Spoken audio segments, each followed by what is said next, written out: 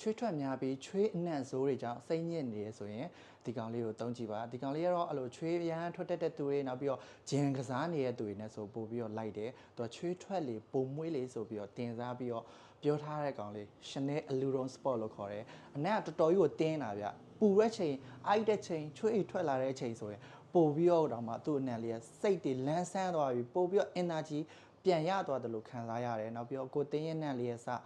သူများလက်မခံနိုင်တော့တဲ့အဆင့်ကနေဒါလေးကိုဆွတ်လိုက်တယ်ဆိုရင်တင်းလေးဆိုပြီးဖြစ်သွားတဲ့အနံ့ပုံစံမျိုးပေါ့ဗျာချွေးရမ်းထွက်သွားလို့ချွေးနံ့တွေကိုဖုံးပစ်တာဆိုတော့မဟုတ်ဘူးဗျဒီထွက်လာတဲ့ချွေးလေးရဲ့ဒီရဲ့အနံ့လေးရဲ့ပေါင်းသွားတဲ့အခါမှာအရန်ကြီးဟိုလိုမျိုး strong ဖြစ်နေတဲ့ချွေးနံ့ကြီးမဟုတ်တော့ဘဲနဲ့ကိုတင်းရဲ့နံ့ကိုမှ